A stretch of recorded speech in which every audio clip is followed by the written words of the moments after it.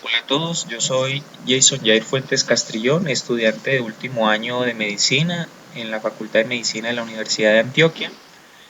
Esta presentación está enmarcada en el curso de Errores innatos del metabolismo y hoy les hablaré sobre la enfermedad de Fabry. El contenido que me propongo abordar en esta presentación incluye los sinónimos de la enfermedad, su definición, el metabolismo, el defecto bioquímico que ocurre en esta enfermedad, cuáles son los genes afectados, cuál es su fisiopatología y las presentaciones clínicas. Además hablaré sobre el diagnóstico y daré unos lineamientos generales sobre su tratamiento. Entonces vamos a empezar hablando sobre los sinónimos. Y es importante decir que la enfermedad de Fabry a través de la historia ha tenido diferentes nominaciones de acuerdo con lo que se ha sabido de ella. Inicialmente, dos dermatólogos, Johann Fabry en Alemania y William Anderson en Gran Bretaña, publicaron en el año 1898, cada uno de forma independiente, informes de pacientes con lesiones cutáneas que eran generalizadas, y a esas lesiones cutáneas las llamaron en ese momento angioqueratomas corporales difusos. Para ese entonces se desconocía su etiología y la naturaleza multisistémica de la enfermedad. Es así como la enfermedad de Fabry se puede llamar angioqueratoma corporal difuso o enfermedad de Anderson-Fabry. Con el pasar del tiempo también recibió el nombre de lipidosis hereditaria distópica, y cuando se fue descubriendo un poco más sobre su fisiopatología, se empezó a hablar sobre deficiencia de alfa-galactosidasa A o deficiencia de GLA, que es la abreviación de la enzima, o deficiencia de ceramida triexosidasa. La enfermedad de Fabry está definida como un trastorno metabólico hereditario debido a mutaciones en el gen de la alfa-galactosidasa A, que originan un déficit de su actividad enzimática. Esto hace que se depositen entonces glucoesfingolípidos neutros, principalmente un glucoesfingolípido llamado globotriosilceramida o GB3, como lo llamaremos de ahora en adelante en esta presentación. El depósito de este glucoesfingolípido ocurre de forma prominente en lisosomas, pero también en el retículo endoplásmico, la membrana y el núcleo de células endoteliales vasculares, y de forma predominante en órganos como la piel, el riñón, el corazón y el sistema nervioso, que es lo que nos va a explicar las diferentes manifestaciones de la enfermedad. Muy bien, para hablar algo acerca del metabolismo, entonces hablaré acerca de la estructura del G3B, el GB3. Entonces, como ya lo dije, en la enfermedad de Fabry hay una amplia acumulación de GB3, particularmente en los lisosomas del endotelio vascular y las células del músculo liso, así como en células epiteliales de la mayoría de los órganos. Los glicoesfingolípidos en general están formados por la unión de una ceramida, que es una esfingosina más un ácido graso, con azúcares. Entonces, el GB3 está constituido por una ceramida unida a una cadena de azúcares formado por una glucosa y dos galactosas. Entre la ceramida y el primer azúcar, que es la glucosa, hay un enlace beta. Lo mismo que entre la glucosa y la primera galactosa, hay un enlace beta, y las dos galactosas se unen mediante un enlace alfa. El lisosoma en la célula es una organela celular que contiene enzimas capaces de lisar, hidrolizar, degradar o romper grandes moléculas, pero en esta enfermedad hace falta la adecuada actividad de la enzima para metabolizar el GB3 y por eso se da su acumulación. El defecto enzimático en la enfermedad de Fabry es la actividad deficiente de la enzima lisosomal alfa-galactosidasa A, que degrada lípidos complejos, entre ellos glucoesfingolípidos, como el GB3. Muy bien. En cuanto a la genética de la enfermedad de Fabry presenta una transmisión ligada al sexo, es decir, ligada al cromosoma X, estando secuenciado su gen en la banda XQ21.1 del brazo largo del cromosoma X. Existe una alta penetrancia en varones homocigóticos, aunque con amplias variaciones intra e interfamiliares en la expresión fenotípica del defecto enzimático. Las mujeres que han sido mal llamadas portadoras suelen tener en algunas ocasiones pocos síntomas atribuibles a la enfermedad, pero pueden también presentar una forma florida. Esto es debido a que hay una inactivación no aleatoria del cromosoma X en ellas y por lo tanto se explicaría que no son solamente portadoras, sino que también pueden presentar manifestaciones clínicas de la mutación. Entre las mutaciones que se han estudiado, las más frecuentes, hasta un 71.6%, son mutaciones con cambio de sentido o missense, o mutaciones sin sentido. Otros porcentajes de mutaciones corresponden a inversiones, deleciones, duplicaciones y translocaciones, además de efectos de procesamiento del RNA. Muy bien. En cuanto a la fisiopatología, es importante decir que el patrón de deposición de los glicoesfingolípidos en la enfermedad de Fabry, en particular su predilección por las células endoteliales vasculares y del músculo liso, es única y diferente de la observada en otras glicoesfingolipidosis. Los lisosomas en todas las células están deficientes de la actividad de la alfa-galactosidasa A, necesaria para degradar esos glicoesfingolípidos depositados. Entonces se acumulan dentro de vesículas que están dentro de la célula, y en estadios más avanzados de la enfermedad se acumulan como masas intracitoplasmáticas libres, que pueden llevar a una disfunción celular y consecuentemente a su degeneración o apoptosis. Entonces, dependiendo donde se haga dramática la acumulación, vamos a tener las diferentes manifestaciones clínicas. Es decir, que dependiendo donde estén distribuidas esas acumulaciones en los diferentes órganos, aparatos y sistemas del cuerpo humano, vamos a tener las diferentes manifestaciones. Entonces, para hablar de la presentación clínica, voy a abordarla de acuerdo con órganos, aparatos y sistemas. La piel, que fue, como ya dije al principio, fue el primer lugar en donde se describieron manifestaciones de la enfermedad. Vamos a tener que aparecen angioqueratomas cutáneos o mucosos. Estos angioqueratomas son grupos de vasos ectásicos en la dermis superficial, de paredes delgadas y cubiertos por epidermis hiperqueratósica. También podemos tener angiectasias, que pueden ser una de las primeras manifestaciones y pueden llevar a un diagnóstico en la infancia. Hay un aumento progresivo en el número y tamaño de estas lesiones vasculares cutáneas con la edad. Antes de seguir, vamos a ver entonces que la enfermedad es de mucha gravedad y que sus manifestaciones clínicas pueden estar ya presentes desde la infancia. La enfermedad tiene un carácter progresivo, su evolución natural tiene un carácter progresivo y ocasiona una serie de complicaciones graves.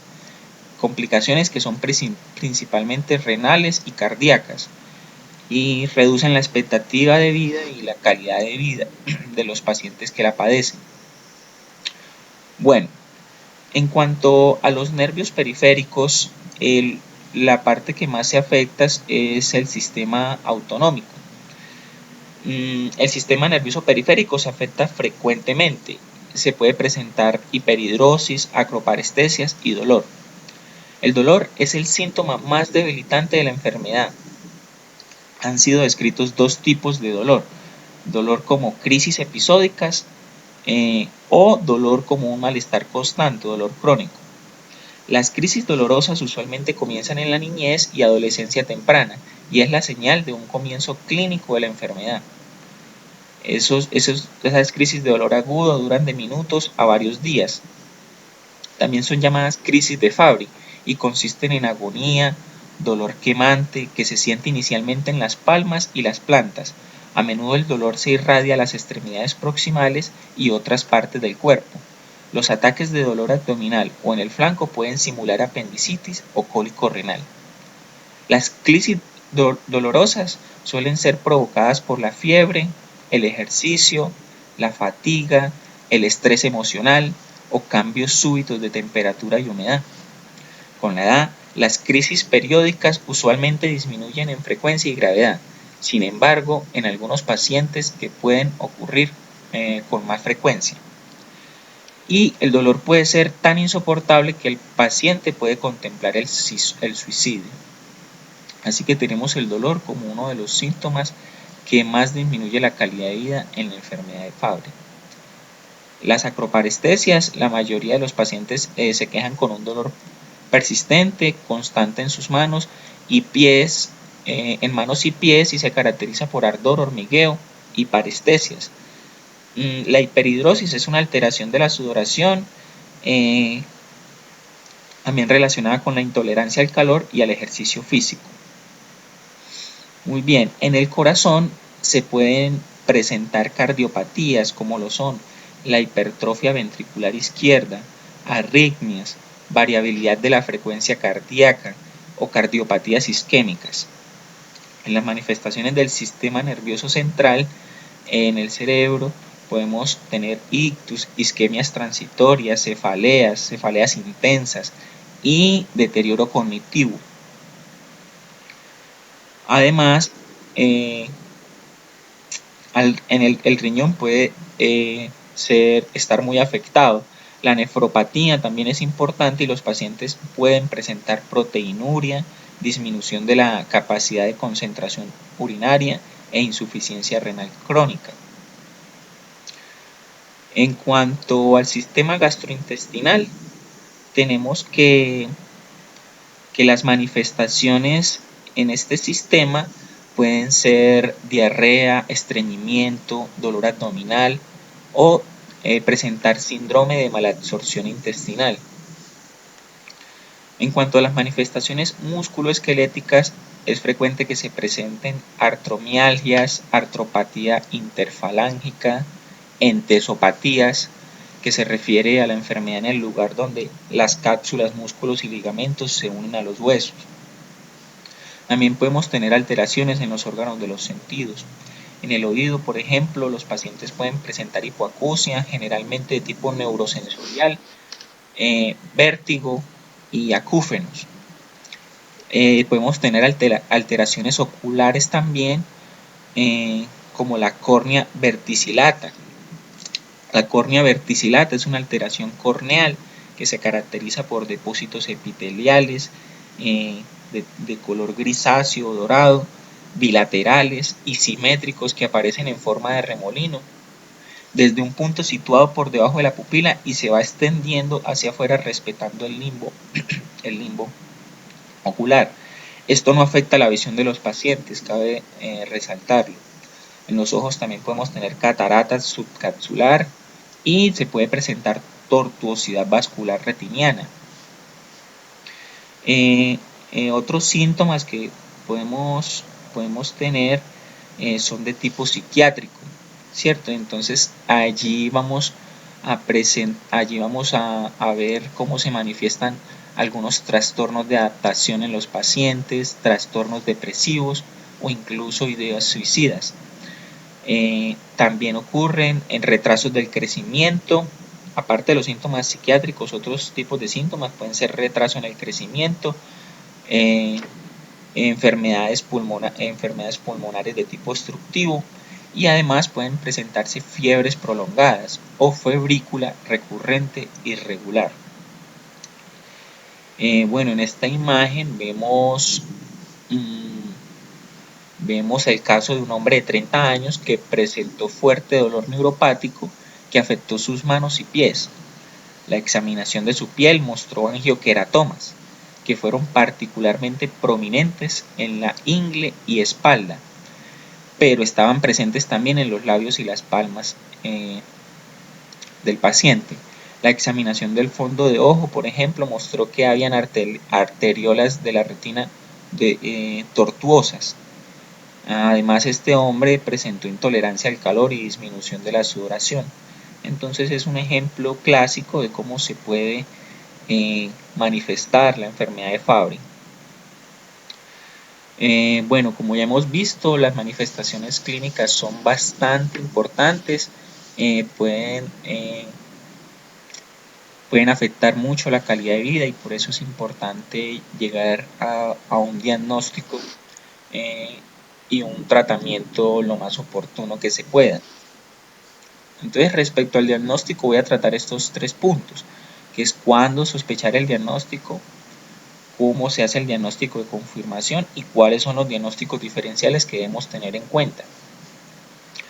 Entonces, para sospechar el diagnóstico debemos primero conocer la enfermedad y como ya hemos conocido un poco esas manifestaciones, podemos sospecharla, por ejemplo, en niños y adolescentes, cuando los niños o adolescentes están presentando cuadros de dolor agudo crónico en las extremidades, generalmente de predominio distal, que no responden a la analgesia habitual, cuando estos pacientes están presentando fiebre de origen desconocido, intolerancia al calor, al frío o al ejercicio, cuando hay trastornos gastrointestinales crónicos inespecíficos, cuando aparecen los angioqueratomas, alteraciones de la sudoración, manifestaciones osteoarticulares, opacidades corneales, retrasos en el crecimiento o microalbuminuria, que nos estaría indicando ya un problema a nivel renal. En los adultos la podemos sospechar cuando hay persistencia de los síntomas anteriores y nunca se había hecho un diagnóstico, cuando hay proteinuria franca, cuando debutan con una enfermedad renal de origen incierto, cuando tenemos una ecodoppler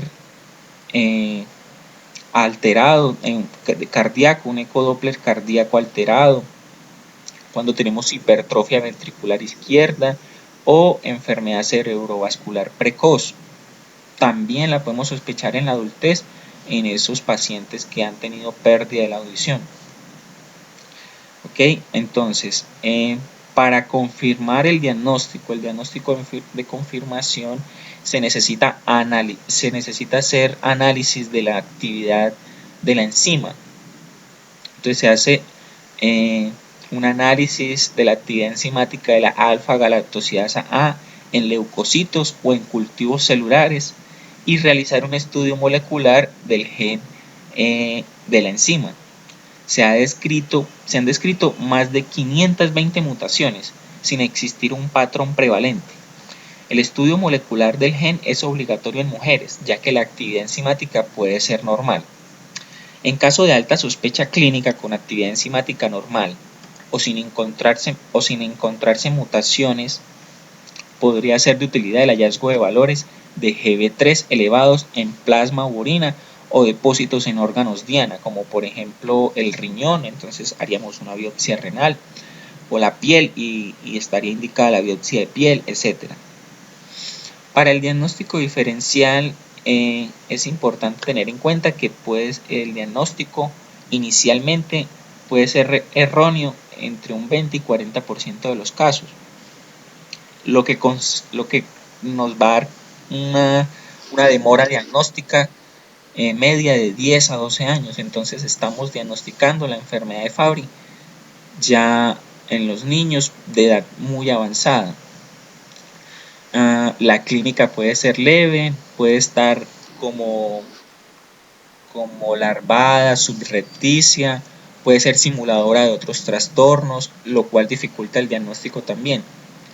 Pero entonces existen 4 grandes síndromes o 4 grandes grupos sindrómicos más bien que la enfermedad de Fabry puede mimetizar o puede simular. Entonces estos 4 grandes síndromes son la enfermedad reumática, que incluye la fiebre reumática, artritis reumatoide, artritis idiopática juvenil, vasculitis sistémica, el lupus eritematoso sistémico, fibromialgia, dolores de crecimiento, esclerosis sistémica progresiva. Otro grupo para el diagnóstico que hay que tener en cuenta para el diagnóstico diferencial son los síndromes vasculares periféricos como la eritromialgia, el síndrome de Raynaud, acrodinia. Otro grupo son las enfermedades neuropsicológicas, que incluyen las depresiones, neurosis, neuropatías periféricas. Y hay otro grupo que es como una miscelánea que agrupa acromegalia, el síndrome de Meniere. Recordemos que este se caracteriza por el vértigo, fiebre mediterránea familiar que se presenta con fiebre y dolores abdominales, cólicos renales y apendicitis, cuya manifestación principal es el dolor, la nefropatía idiopática o generada por glomerulosclerosis. Entonces estos son los diagnósticos diferenciales que vamos a tener en cuenta al momento de abordar la enfermedad de Fabry. Respecto al tratamiento, entonces el tratamiento digamos que tiene dos fases o dos formas de abarcarse. Entonces el tratamiento sintomático y el tratamiento de sustitución enzimática. El tratamiento sintomático en la enfermedad de Fabry está muy enfocado al tratamiento del dolor crónico. Entonces para el dolor crónico al dolor crónico y las crisis de dolor. Para el dolor crónico podemos utilizar fármacos como la carbamazepina, gabapentina, fenitoína o pregabalina. Y las crisis de Fabry, las crisis dolorosas, las podemos tratar ya sea con AINES u opiáceos, dependiendo de a lo que mejor responda el paciente. Se deben evitar factores que inducen las crisis de dolor, como el ejercicio físico, estrés emocional, cambios de temperatura ambiental, como ya lo habíamos dicho. Los angioqueratomas en la enfermedad de Fabry pueden responder a la terapia con láser de argón. Para la enfermedad renal utilizamos nefroprotectores que incluyen IECAS y ARA2. Y si el paciente entra en falla renal, ya se debe estar considerando la diálisis o el trasplante renal. En la enfermedad cardiovascular tipo cardiopatía isquémica son útiles los betabloqueantes, calcio antagonistas, los nitratos. Para la insuficiencia cardíaca están indicados los IECA, ARA2, diuréticos, digoxina y betabloqueantes. Para los trastornos del ritmo cardíaco son útiles los antiarrítmicos, anticoagulantes, la utilización de marcapasos, desfibriladores implantables. En la afectación gastrointestinal se recomienda tener una dieta pobre en grasa, ingestas frecuentes y de poca cantidad. También existe tratamiento con enzimas pancreáticas y proquinéticos. La hipertensión arterial se trata igualmente con IECAS, ARA2, calcioantagonistas y diuréticos. Para las dislipidemias, las estatinas han demostrado una eficacia en cuanto al control de la dislipidemia. En el síndrome depresivo, entonces, se han utilizado con buenos resultados los inhibidores de recaptación de la serotonina, aunque se deben tener en cuenta los efectos adversos de este grupo de medicamentos, así como de los otros también, ¿no? Listo. Eso como por la parte del tratamiento sintomático. Para la parte del tratamiento de sustitución enzimática debemos tener muy en cuenta tres factores que son qué fármacos tenemos disponibles, el inicio del tratamiento y los criterios de indicación de la terapia de sustitución enzimática. Los fármacos disponibles, entonces tenemos la agalsidasa alfa y agalsidasa beta. La agalsidasa beta puede generar reacción anafiláctica, entonces no se debe dar durante el embarazo y se recomienda suspender la lactancia cuando se esté utilizando este medicamento. Para el inicio del tratamiento, dado que el objetivo es prevenir, estabilizar o revertir la progresión de la enfermedad, el tratamiento con terapia de sustitución enzimática será más eficaz cuando más precozmente sea su inicio. Entonces debemos tratar de iniciar el tratamiento lo más temprano posible. para lo cual debemos también diagnosticar la enfermedad lo más temprano posible. Bueno, la indicación que tiene la terapia de sustitución enzimática en esta enfermedad, entonces son varias. Cuando ya hay neuropatía dolorosa, nefropatía, cardiopatía o enfermedad cerebrovascular clínicamente manifiesta o progresión de alteraciones previas observadas por técnicas de imagen, cuando hay alteraciones de crecimiento en los niños, que no se expliquen pues por otra etiología, o cualquier otro síntoma que deteriore o interfiera con la calidad de vida del paciente. Para el seguimiento del tratamiento lo podemos hacer cada 6 meses. Evaluamos el curso, en los seguimientos evaluamos el curso clínico de la enfermedad con hemogramas, pruebas de coagulación, bioquímica general, un perfil lipídico, sedimento urinario, citoquímico con sedimento urinario, aclaramiento de creatinina en orina de 24 horas, podemos pedir microalbuminuria en muestras consecutivas, debemos fijarnos en la osmolaridad urinaria, debemos pedir también un electrocardiograma, valoración del dolor mediante cuestionarios, también podemos emplear otros cuestionarios pediátricos para evaluar el dolor y la calidad de vida del paciente. Anualmente, cada paciente debe tener por lo menos un ecocardiograma, debe hacerse una audiometría y un examen oftalmológico. Una imagen del sistema nervioso central también está indicada para el seguimiento de estos pacientes. Si es normal, se puede repetir cada 2 años.